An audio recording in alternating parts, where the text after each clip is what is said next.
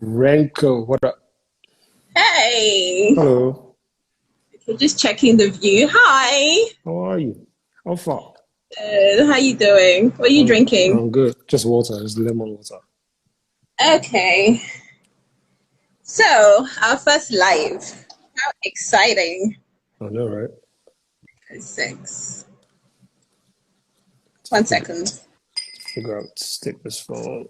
Uh, Okay, so are you now at home? yeah, I'm home. Just chilling. Is this a Okay. good view, or do I need to move my phone? No, I think it's good. Yeah, okay. This is You know, mine. I'll just hold that. Mine okay? Yeah, you're good.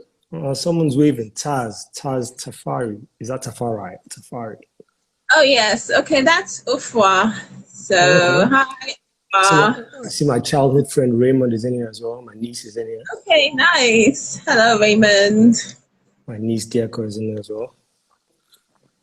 Okay, so we should start, right? Yeah. I think this live only lasts for about an hour, so we should be able to get that all in. Hi Ray, hi Deco, hi June. I saw June sign in as well. Hi June. Okay, June. she said hello. Okay, so this live is called Black on Black Cultural Appropriation, Yeah. right? Whose responsibility? So the big question even is there even such a thing as black on black cultural appropriation? So, cultural appropriation, what is it?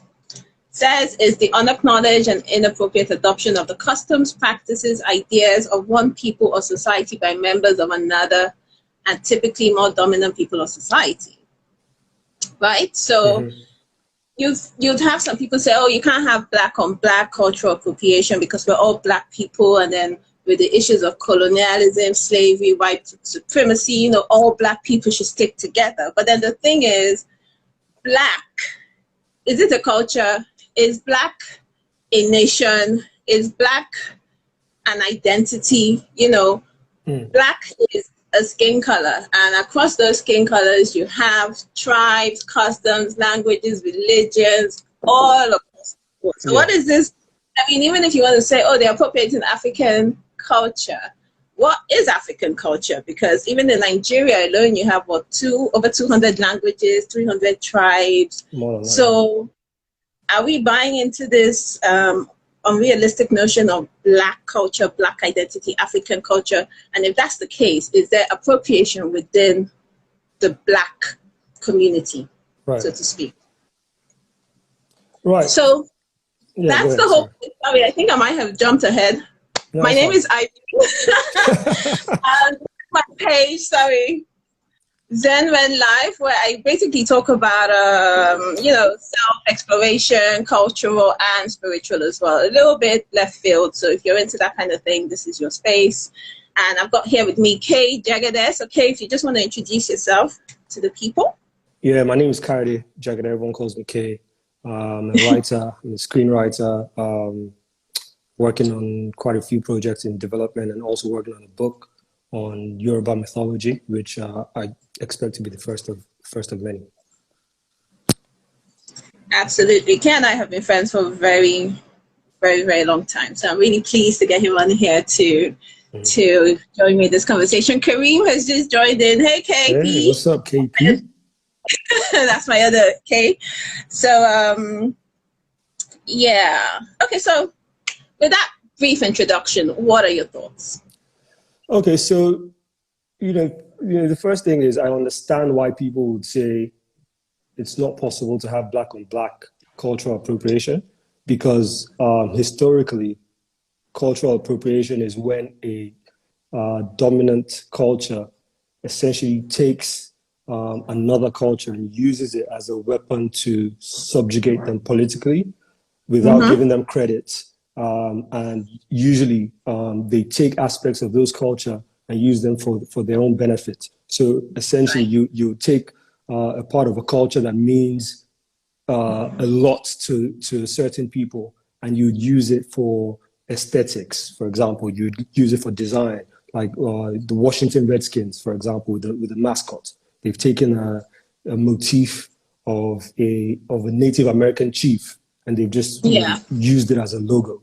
So because cultural appropriation usually is happening in the sense of a dominant culture taken from a less dominant culture, it makes it difficult sometimes to understand black on black cultural appropriation, because the expectation is that they're the same, right? You're both black. Right. There isn't really a dominant culture necessary to speak of in that situation. So I understand that argument, and to an extent, I agree with that argument. I'm not sure if we'll get to that point later on, or if I should talk about it now. But yeah, I do agree. I do think it's difficult for me to talk about black on black cultural appropriation, because typically what you find a lot of times is borrowing. It's cultural borrowing as opposed to appropriation. Okay, so you're saying there's something different between borrowing and appropriation, or is it not just different sides of the same? No, I think they're completely different. But even if you are borrowing, so let us even take a real life scenario where I borrow something from a friend. Say I borrow an outfit from a friend, and I go out there and I wear this outfit, and people are admiring it. Oh, I mean, you look fantastic. Nice. And I'm like, oh yeah, thanks, making it out like this is something that was my idea, something that belonged to me, rather than say to the person, to the people complimenting me, oh yeah, this was by so and so design. Oh yeah, this is my sister's necklace. And that, when you cross that thin line, doesn't it almost become as though you're trying to own it, as though it's almost theft in a way where you're not giving credit where due. You're making it out like it belongs to you, and you have every right to give that impression almost. Yeah, I mean, I get that part, about giving credit. You should always give credit. But I think the difference here is that you got that dress with permission. The fact that you got it with permission makes it borrowing. So you definitely did not appropriate it. So if you don't you don't start the process of saying, look, this actually doesn't belong to me. This belongs to my friend. I mean, it would be nice if you said that. But even if you didn't, it's fine, simply because you got it with the permission of the people. And I think that's an important point that you mentioned, is the fact that you got it with permission. With appropriation, you don't, the person that's appropriating has not taken it with the permission of the owners. Okay, so you say borrowing. Now, how does somebody borrow from a culture? So say like a movie like Coming to America, for instance. Yeah. I had a poll in my stories where I got to ask people, is it appropriation or not? And I mean, mostly said no, but then some said yes. Yeah. So in a case where you've got Americans playing the role of Africans, this fantasized view of Africa with the trees and the palm trees and the animals roaming in the yard. Like, I don't know where we've ever seen that. And the whole Wakanda accent. Would you consider that to be appropriation or borrowing for the culture? I said not long ago that it's difficult for me to really argue about black on black appropriation, but I think in that case, that the movie is cultural appropriation. And to be honest, it's not a black movie; it's a studio movie, so it's still the same thing. It is appropriation, I think, and I'll tell you why. These guys essentially made a movie about Africa without shooting it in Africa. Secondly, without doing a ton of research about Africa, because when you watch it as an African, there isn't anything about that movie that's African. I understand that they seem to be respectful about Africa in that the guys are royalty and they have a lot of money and all that stuff. But the fact that they've not gone through the trouble of learning real African culture, real African customs, and real African examples makes it a form of cultural appropriation, in my opinion, because I think the most important thing that you need to do when we're talking about culture is learn. If you're not learning about a culture, then you're not interested in it. And the fact that you've gone and made a movie without doing any research, basically says to me that you're not really interested in it. You're just trying to paint a picture. And that picture ultimately is not real. So in a way, you're actually fetishizing Africa. It's a form of fetishizing, isn't it? Okay, so the recent thing that happened that brought us to even get into this point of discussing appropriation was Beyonce and some posts that went viral on social media about, oh, Beyonce is always using African elements in her videos. When has she ever added Africa to her tour? When has she ever done this? When has she ever done that? And I watched that Beyonce video yesterday, and honestly, I was a little bit, because I love Beyonce. I love her for her work ethic and her consistency. And I was expecting to be, oh yeah, why are you using African culture? But it was such powerful imagery, So on one hand, here we are saying, oh yeah, Africa to the world. We want everybody to know about us, to export our culture, while also identifying with it. And here she is doing that, but there's people are taking offense. So in that case, what would you think? Would you think that was appropriation? Would you think that was borrowing? So I had a really big problem with people who criticized Beyonce about that video. Honestly, I had a really big issue with it. I saw the video, and I'm writing a book right now on Yoruba mythology. So I spent a lot of time researching Yoruba mythology, and the first thing is there such a thing as African culture? Exactly. That's the first thing we mentioned, but we'll get to that again. And again, because I'm doing so much research on Yoruba mythology, as soon as I started watching the video, I just started seeing all these different things. Immediately I saw it, I knew what she was doing. So she's depicting Yemoja, one of the Yoruba deities of the water. In Yoruba mythology, she's got the yellow dress that's layered. That's yellow is Yemoja's color. There's water all over the video. There's a lot of turbulence, and Yemoja's spirit, as told in Yoruba mythology, is such that she's very gentle. She's a mothering spirit, but then when she's angry, she gets violent and she gets turbulent. I saw how much attention had been paid to detail in that video, and immediately I respected it because I recognized it. I'd said earlier that a big part of loving something or being interested in something is learning. The fact that Beyonce has gone through so much pain, not pain, but she's dedicated so much time to learning about that culture tells me it's not appropriation. And then the other thing is, I'm talking to people who are talking about this thing, but they don't even know about these motifs. They haven't even gone and read Yoruba mythology, and somebody else has gone and read it, and then you're upset because you don't even understand what it is. So for me, that's not cultural appropriation because you're not even learning it. So that's one thing. And then the second thing is Beyonce is black, right? What makes you more African than Beyonce? The fact that your parents were born in Africa and it was her great-great-great-grandparents that were born in Africa. Can you really claim that you're more African than her? Based off of your experience, cultural experience? I don't know. So so that one personally, I really, really struggled with. I didn't understand the mindset. And, sorry, I'm going off on a tangent here, but sometimes I feel like it's sort of like, when you're a kid. So as a kid, I have a brother who's 2.5 years older than I am. And, as a kid, your brother has a toy and he's not playing with it. So you go and grab the toy. And the moment you grab the toy, then he wants his toy. Everybody wants to. Yeah, now it's like, no, it's my toy. I want it. And sometimes I feel like that's what we do.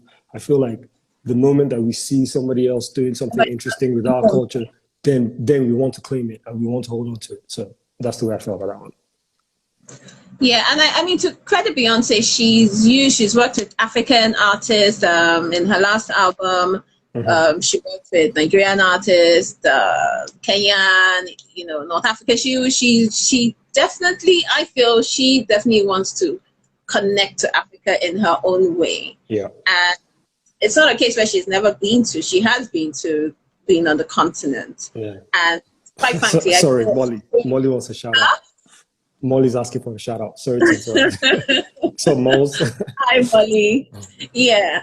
And even in her last one of her videos, she depicted the Igbo slaves that chose to drown rather than be slaves. And I mean, my mother is Igbo, but it was the first time I heard about it, and I was like, wow, this is really interesting. Right. But So she's doing her bit for the culture, and I understand, and I feel like I can also get why people will feel a bit annoyed, because it's almost like she's glamorizing it, and look, not everybody from Africa was a king or a queen and all that. I mean, even in modern day Nigeria, we still have slavery. We still have the Osus, who are considered slaves from the past, and are still as such. Yeah. So it's this glamorized thing of hey king, hey queen, maybe the anger is that is not realistic. Maybe almost in the same sense that coming to America glamorized it, and it's like, oh, everybody's got, from Africa is rich, or the son or child of a dictator, or lions roaming the yard and all that. So is she doing that a little bit, So in which case, is she exploiting it, or is she really connecting with it? I think maybe that's where the anger is coming from. No, I mean, fair enough. Personally, I struggle with that. I struggle with somebody, exhibiting our culture, and what we want them to say, this culture is from Nigeria. I mean, it's clear, it's obvious. I mean, and that's the thing for me. So when I see all the, I watched that music video and I saw the dress, Yemoja, I saw the water everywhere. I mean, when you're an artist, you don't need to be literal. So you show and you don't tell. So if you know about your culture, then you would know that she's paying, respect to Yoruba culture. I don't know why Beyonce needs to go in the music video and say, hey, this is from Nigeria. I don't know, but maybe that's just me. Okay. I mean, not to go a little bit off it. I mean, there are some people that say not every black person in America is from Africa. Some of them are indigenous. I think indigenous indigenous to the continent. They just happen to be North America. Yes. If you're black, you're from Africa here. Yes, you're black. If you're black, you're from Africa. Everybody's 100%. From Africa. Think about it. Even the whites, I suppose. Yeah. But as long as it's not a case where, Africa is in with Afrobeat music, and this is now when you want to connect. Everybody is, trying to use Afrobeat, Drake, all of them, Ciara, it's hot right now. It's acceptable. Yeah. But are you really trying to help and push the conversations forward and change the perceptions? I mean, you still hear of a lot of Black Americans being disrespectful to Africans, videos like African booty scratcher being circulated by the community, and I'm like, okay, so when it suits you, you're able to push it, but when things happen and conversations where we need to hear your voice, we don't actually now hear them. So you're only in it for the game, essentially. Okay, there's a question. Africans do not know about African culture, which is why it can never be depicted right, because we don't know what it is. I don't know. So what is African culture? African culture is a misnomer. What is African culture? I mean, apart from that, I think my argument is that we don't tell our stories. We don't do enough research, and we don't try to tell our stories. I mean, Nollywood, for example, keeps trying to write these Hollywood tropes in films, and they're not plausible in our environment. So if you're not telling your stories, why do we always get upset about other people telling them for us?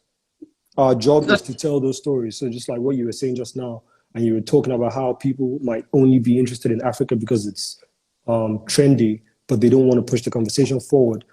My issue with that is, I mean, I agree with you, but my issue with that is, how about us? Are we doing that?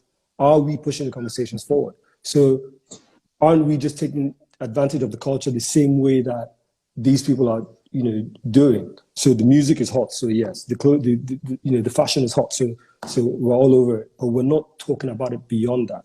And why do we expect other people to do that? I don't understand it. All of the research that I'm doing right now for this mythology book is, 90% of it is coming from outside of Africa. Most of it is coming from Cuba and Brazil, so South America. So all the guys who continue to write about Yoruba mythology are South American. That tells you everything you need to know. So Yoruba culture is from southwestern Nigeria. What is southwestern Nigeria now? but we're not even writing about that stuff. So how can we, keep getting angry at, about other people talking about stuff that we won't talk about? I'll tell you something interesting. I was watching some wrestling show the other day with Kareem, and he mentioned, we just got to talking, and he mentioned this wrestling character called Baba Shango. And how he's a deadly character. And the Shango is depicted with evil and voodoo and all that. And I was like, wait, hold on. And he's talking about how it's depicted in Trinidad, and I'm like, hang on, Shango. Shango is the god of thunder. Shango is like, is it our Shango that you people have turned into this evil, devilish thing? I said, you guys are watching Avengers and all that with Thor and all that, and you're hitting it and wearing costumes for Halloween and stuff. But then our Shango is what you are now depicting as some demon. Exactly. So that is how, if we don't take ownership of our stories and our culture and how we export it, people will take it and turn it to whatever suits their narrative. Exactly, 100%.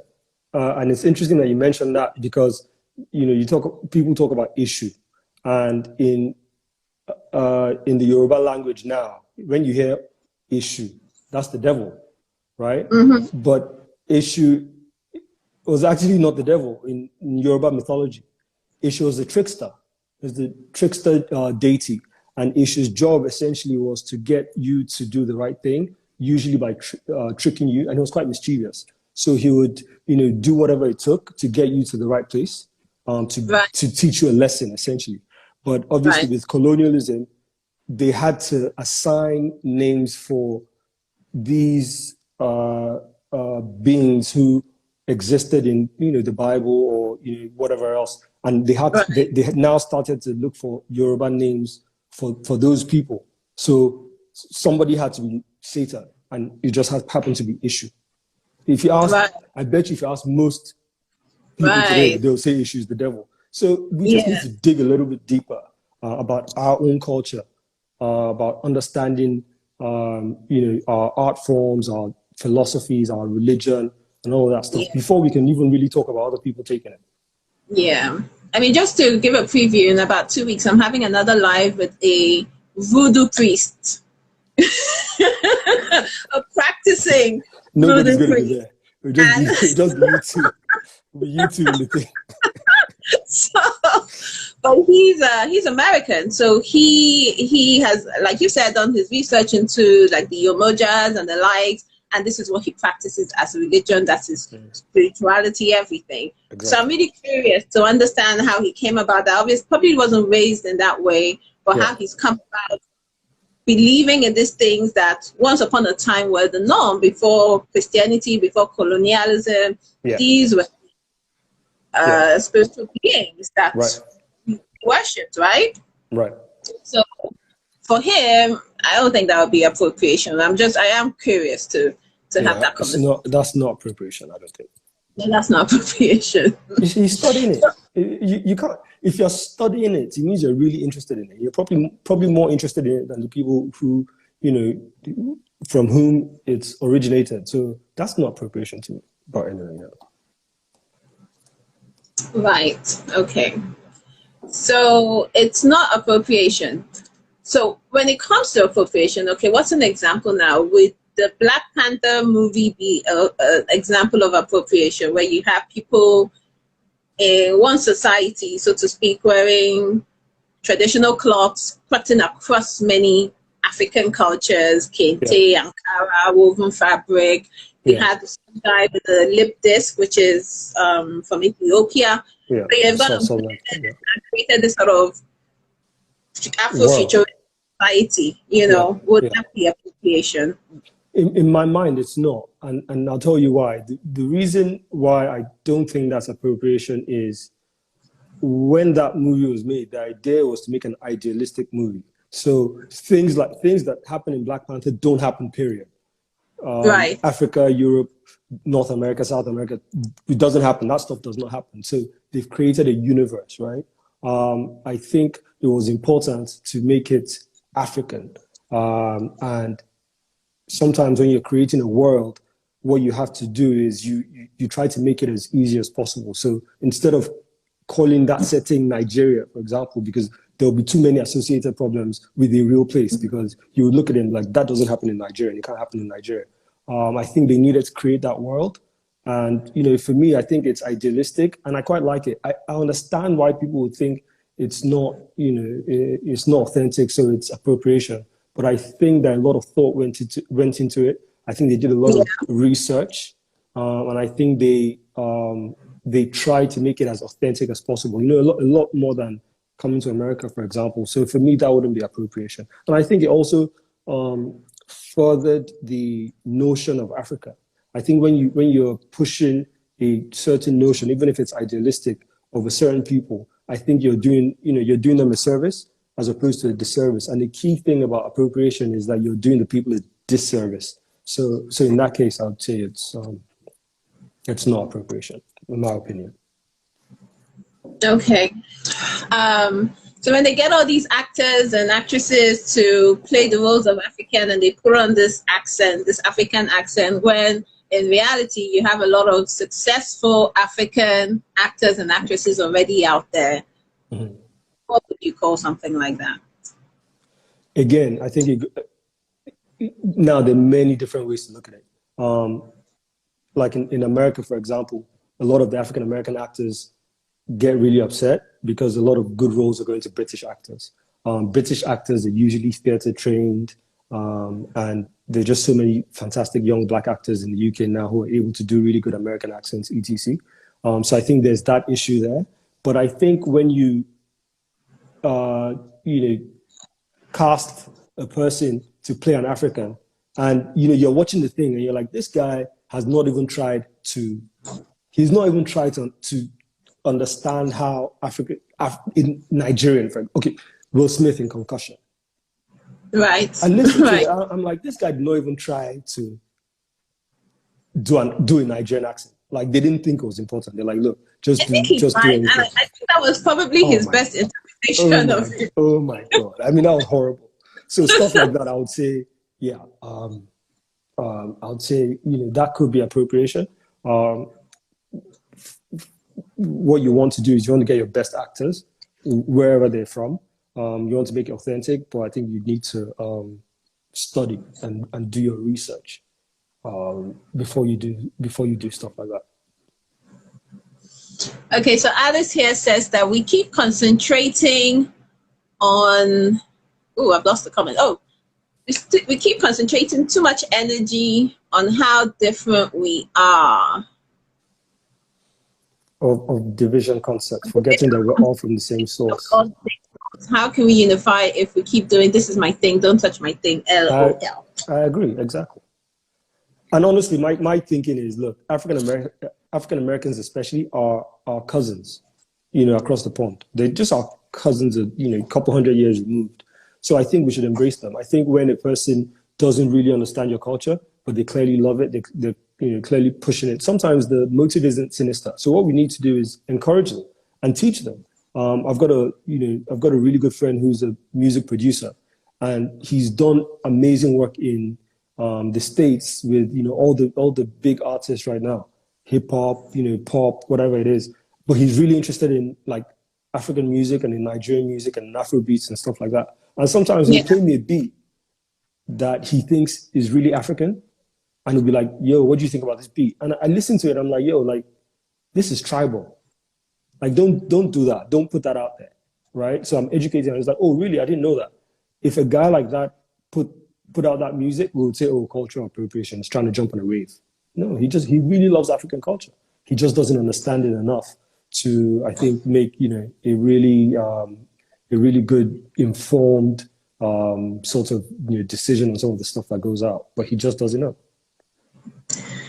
Yeah, I think Alice, I get what you're saying in terms of we put too much energy on division concepts, forgetting we're all the same. So how can we unify? We say, this is my thing, this is my thing. Okay, yes, it's my thing. But what is this your thing? Do we even know our thing well enough to teach other people? So, I mean, how many of us speak languages? How many of us know our traditions and customs from our hometown?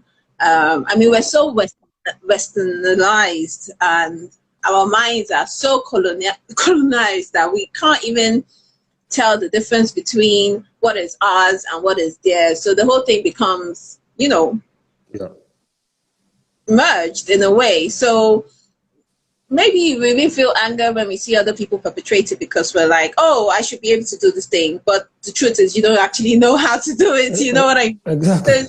So it's like the toy example you gave, where maybe you have this toy set that you're not playing with, and then somebody, and the real reason you're not playing with it is because you don't know how to put it together, right. and you don't know how, or you don't want to, show right. that. Right. Somebody else comes up and is like, oh, this piece goes here, this piece goes here, and they start playing with it and packing the ball, and we're like, that's mine. Right. But we know well enough, Okay, say for instance, now, even UK, I've just said now, I'm having a chat with a voodoo priest. Yeah. And you were like, giving me the sign of the cross and everything. But but that is our culture. It is 100%, ours. 100. I was joking. 100%. I'll tune in. 100%. I think I think it's I think what you're saying is completely true. We don't know, and using your toy example, it's not even so much that you don't know how to put it together. It's that you don't care. You've not read the manual. You don't really care about the toy until somebody else has it, and as soon as they grab it, then you're like, you know what? That's my toy. I want it back. And I think that's what's happening with Beyonce and all these guys. I mean, I'll be honest with you. When I moved to the UK to continue secondary school, I was 15 years old, and one of the first things I did was I told people my name was K. Nobody called me K at the time. Everyone called me Coyote at the time. But I immediately started to sort of negotiate a middle ground, an easy middle ground for people. Call me K. So I didn't even give them the chance to try it. And now, that was what 23 years ago, and everyone calls me K now. And I meet people now. I mean, there's a British Nigerian actor called Coyote Ewumi, and you can't call him K. He won't let you. He's like, my name is Coyote. I don't care whether or not you can pronounce it. And I think we do that a lot. I think we have this thing, or especially in the past, we had this thing where we were constantly trying to compensate for who we were culturally and trying to assimilate as much as we could into other cultures. And then now our culture is hot and we want to go back. So now I've seen that guy who calls himself Coyote, and now I'm like, yeah, do you know what? Yeah. I want to call myself Coyote. But when it wasn't hot, I was calling myself K. Do you know what I mean? So I think, we all need to really, really start to take responsibility for loving our culture and who we are, regardless of whether it's, it's hot or not, right now. Yeah, I mean, I totally agree with you. You have a point. I was watching Beyonce's Beychella on Netflix last night. I was supposed to be working, so it was meant to be background noise, but I was just totally distracted by the performance. Yeah. But she had a number of quotes being narrated in the background, and one was by Nina Simone, so I'll just read it out. And it says, I think sometime before, my job is to somehow make them curious enough or persuade them by hook or crook to get more aware of themselves and where they came from and what they are into and what is already there, and just to bring it out. This is what compels me to compel them, and I will do it by whatever means necessary.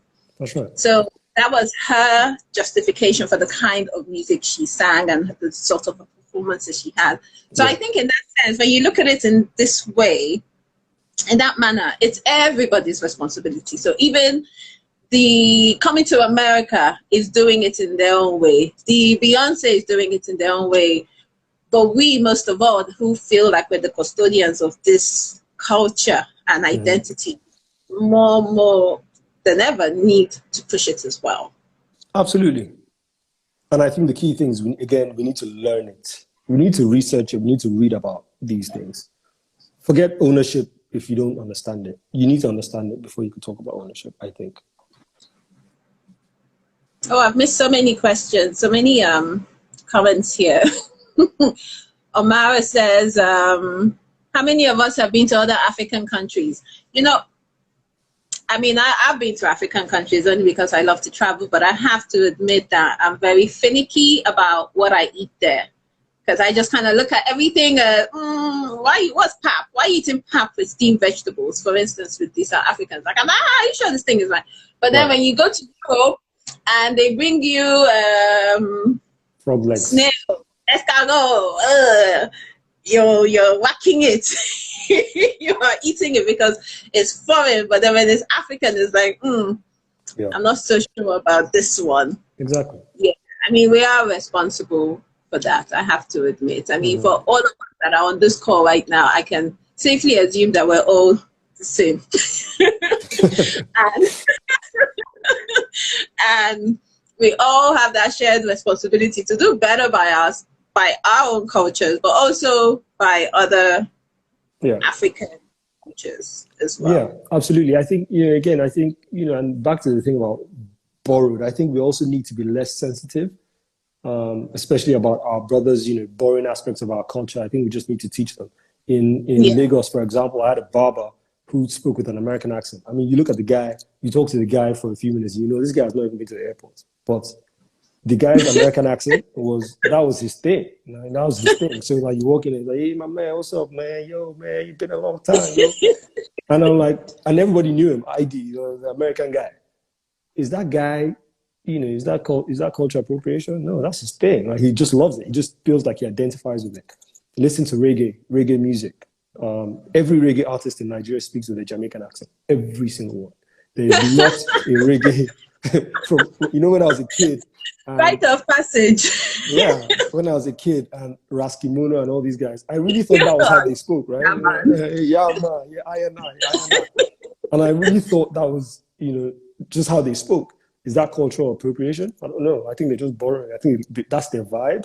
Sometimes it might even be a religious thing where they're like, Rastafaris. And for them, they're really, really a part of that culture. So what, are you going to tell that guy that he's, appropriating culture? I agree. Say, I'm a Jamaican. Okay, so essentially, we can't be mad at them. We can't be mad at them because the responsibility falls on us to be better custodians and better exporters of our culture. 100%, yes. I was reading something the other time. I think something to do with northern Nigeria, where some statistic had come out that the majority of people in northern Nigeria were illiterate, right? And there's this very radical northern preacher, I forget his name now, but I just happened on his tweet on Twitter. And he was like, how can they say that in northern Nigeria, they're illiterate? That when you look at 3-year-olds, 4-year-olds, they are seated down, they're reciting the Quran, they're reading the Quran, they remember it, they know it, they speak it. Isn't that literacy? So because they are not speaking English or reading English, we're considering them illiterate. But actually, when you compare them, the scope of reading to a child who is in nursery or whatever that is doing the A for apple, B for ball, they are actually way more advanced. And, when I read that, I was actually quite humbled by the fact that, we see all these things online where, grammar police correcting people's grammar, making fun of people's grammar when they try to speak English. But, hello, that's not your language. It's English. Exactly. Who is in the name? English. Exactly. From the country, English. That's right. So I just feel, that is one area where I think we can definitely do better in terms of, for us it would be great, yes, but even more so for the next generation, because we're having these conversations now. I think it would be even sadder if us, our product, our children, their children are still having this conversation further down the line and nothing has changed amongst them where they feel proud to speak their language, they're, out there, pushing the culture. I think it would be sad. So I think we have a responsibility, not even so much the creators, but just we on this chat, on this call. It's all well and good to, tick yes, no on a poll and discuss this thing in the comment section, but individually, we need to be the change that we want to see. 100%, Yeah. So,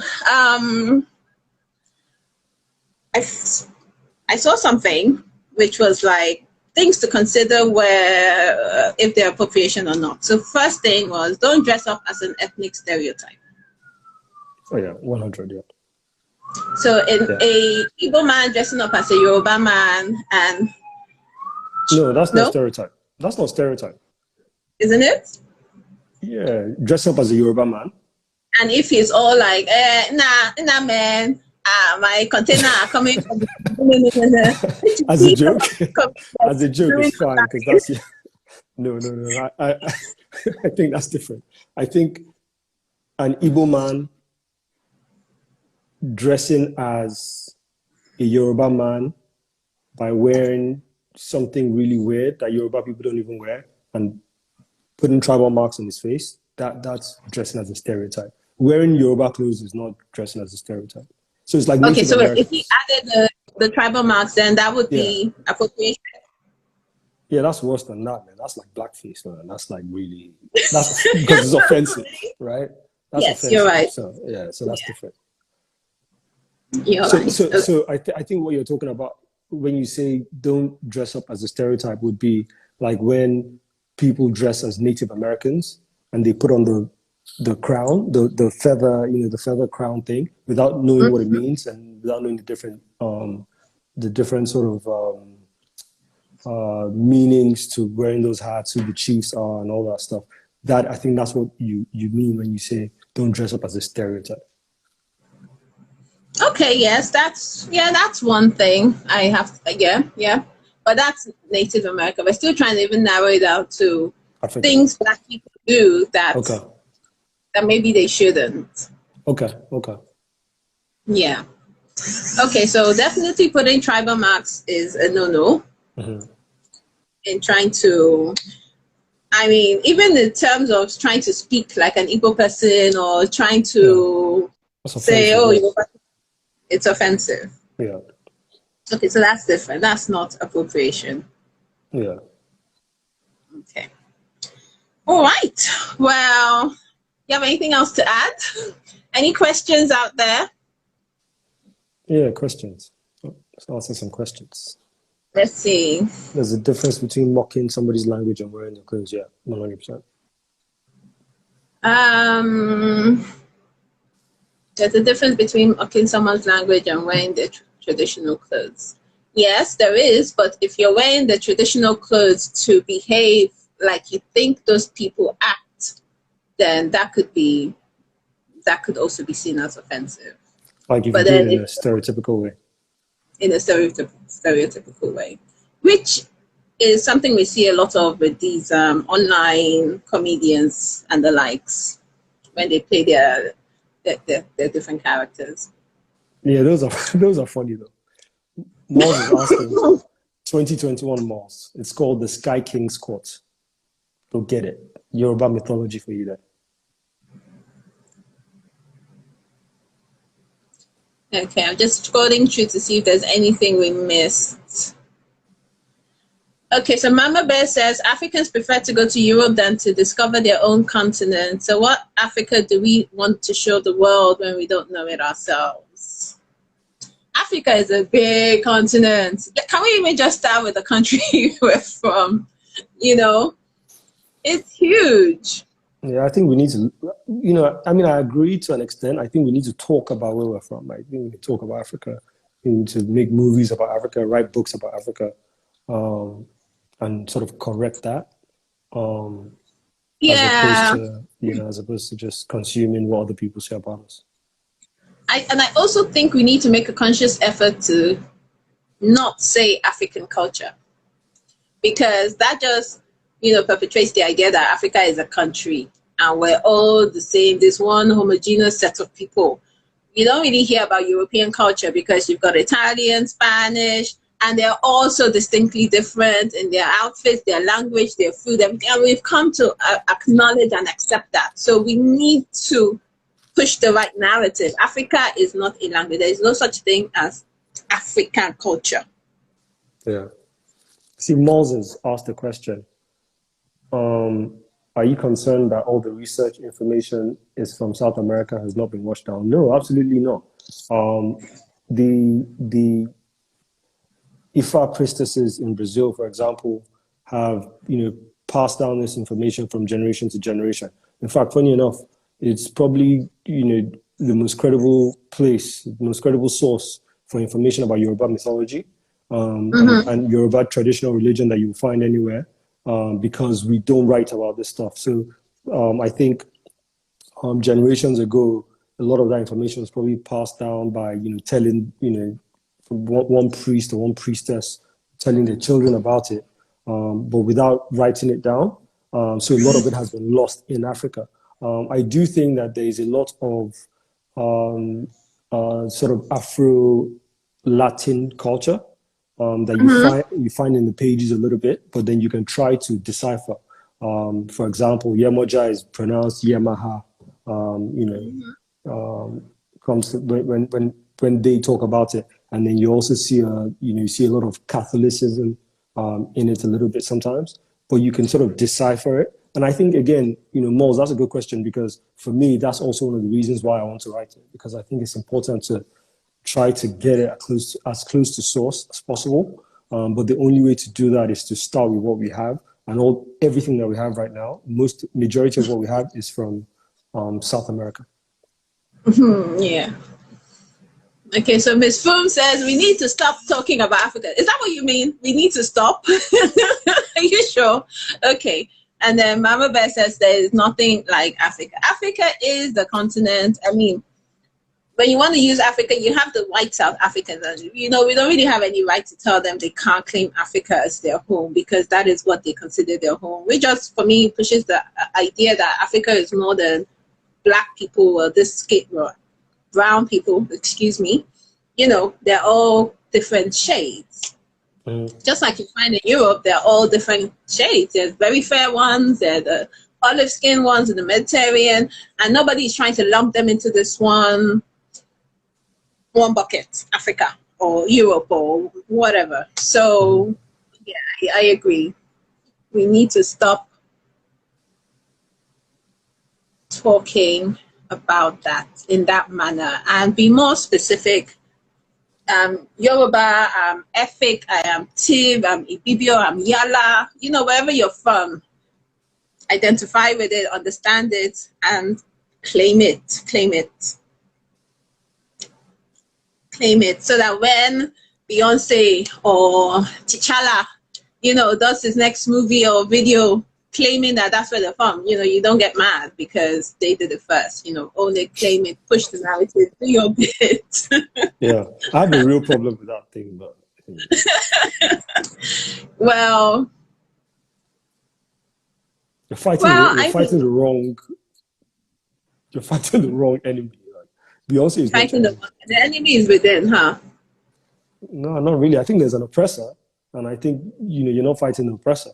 We're getting really angry about Beyonce. We're not really looking at the real issues. You know what I mean? Even in terms of leadership and all of that stuff. But I think that's obviously a different conversation. But I think fighting Beyonce and fighting T'Challa, honestly, is a waste of time. Because if anything, they're pushing the culture, even if it's in an idealistic manner. Yeah. I don't think they're fetishizing it. I think they're really trying to push a narrative that Africa is a great continent and could be a great continent. So for me, I struggle with that fight against them.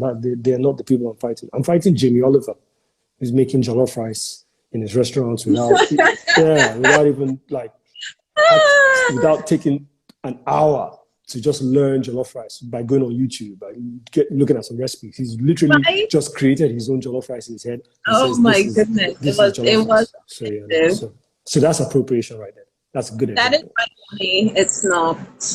It's not. And, I think we should strike while the iron is hot. Africa is raining now, so to speak, So right now, whatever we're putting out there is going to be receptive. And it's almost like how Nina Simone said, just by hook or by crook, to get them more aware of themselves and where they came from and what they're into and what is already there. So we really need to sort of jump on the bandwagon. Don't be mad at the bandwagon. Jump on it and push your narrative. I've just seen June's comment. June says the Kardashians, the culture hogs. Do you know what? I actually have a very, I actually have a controversial sort of opinion about the Kardashians. You know, I get why people would say they're culture appropriators, but the Kardashians they like black, they like black men. Black men. So it might be like Jungle Fever, where they have where it's a fetish. Maybe that's what it is. But there's something about like black people and the Kardashians. I don't know what it is. They all date black men. And then now they have black children. So yeah, June, I'm not defending them, but they have black kids, man. Like, I don't know. They do. I mean, I am not offended by the Kardashians. I like them for a whole different reason.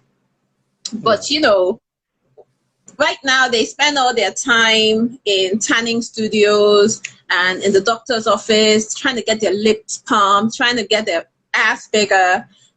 But they have now ensured that their next generation is not going to have the same set of problems. Yeah, I don't know. So this is the thing. What are we doing about our next set of generation? They are making sure that Northwest and the rest doesn't ever happen. So June makes a good point.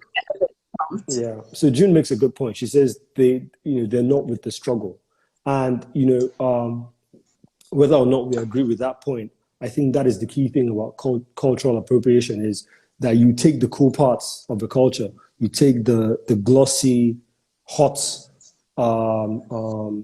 part of the culture without having gone through the struggle and without being interested in that struggle. So that is actually a key point. When you have these conversations. So yeah, so that's a good argument there about the Kardashians. Yeah, okay, but I mean, that would be a nice to have, but again, it's not really their responsibility, is it? Yeah, it's not their responsibility if they're not trying to affiliate so closely with the black culture. So if you're having you're putting cornrows in your hair, you use all the black lingo, you're hanging out with all the black people, you're wearing, you're dressing like you're black. But then when it's time to face the things that black people have faced in America, for example, for 400 years, 500 years, then you're like, I don't want that part. That is cultural appropriation, when you're only taking the good parts of the culture. Okay, so which takes us back to the question, whose responsibility is it? Because if they're appropriating with black people. They're not doing this on their own. You're concerned and annoyed that they like black, but they are people. So how come these black people aren't seeing it the same way? Whose responsibility? Why should it be responsibility? If every black people are corny as well. They won't have any black people to have their babies with. No. So I'm not talking about the babies. And look, this is the other thing, Ren.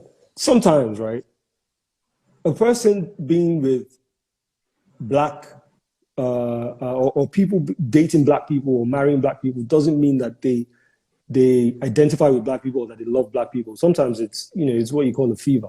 Sometimes it's jungle fever. Sometimes it's a fetish, and that is not cool. So I've talked to women before who have said to me, like white women who said to me, I only date black men, and immediately I'm like, huh? That's a fetish. That's not you loving the movement. That's you like having a fetish. You have a sexual thing. So I think again that's a different conversation, but yeah. Oh yeah, we are going off time. I mean, this conversation does have like a spider with many legs, so I think we might have to revisit it some other time. But definitely a good start, I think, and yes, a lot more that we need to delve into. In order to just fully, grasp the larger picture and see where we can all play a role, and even just to shape our opinions and how we're currently viewing things and people's current choices. When to get mad, not when to get mad. When to step in, when not to step in. Yeah. Okay, well, we're almost out of time. That hour has gone by really quickly. So, okay, we need to do this again soon. I think we touched on a lot of things, but I'd really like to kind of dive deeper into some more topics. Okay, outside of appropriation? I think appropriation has definitely led to some further discussions that we can touch on, and I think people will be interested in for sure. Okay. Yeah, and I think as well, just to even dive deeper into our culture and how and where to even start with learning about it and being proud about it, and making it more part of our identity, not just something that people assume we are because of the color of our skin, but Right. something that we are because we say we are. Right. So I think that's something as well that we need to sort of touch on. And as mentioned, I will be chatting with a voodoo priest. I'm just trying to fix the day and the time. But Don't again, pretend before that thing you're gonna be like, Jesus, help me. And then the guy's gonna ask you to bring your forehead to the thing for a blessing. They're not just tapping into ancestors and getting all the benefits. I don't feel offended. He's gonna do a prayer for you. Remember I told you, Ifa priest contacted me on Instagram and he gave me this long prayer, and I was like, hey, amen. Yeah. I'm cool with that. Are you gonna let this guy do a prayer? Are you gonna let him do a prayer for you? Are you gonna let him bless you? I don't know if I'm going to put your forehead here. Very big questions I'll ask you. I try to go off point. I'm like, guy. When the guy starts, when the guy starts, Joju Lobongo, you'll be like,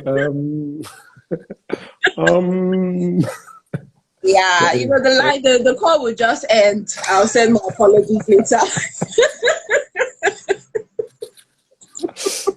Oh my gosh. It should be fun. It should be good. Okay, well, thank you so much for joining. Thank you for having me. I will definitely reschedule this for another time. Thank you, everyone that tuned in. Thank you, guys. You can follow Kay at Kay Jagada. His page is private though, so he's gonna have to like K.Jagada. Yeah. Let me put it in there. Yes, but please follow Zen and Knife if you're not already.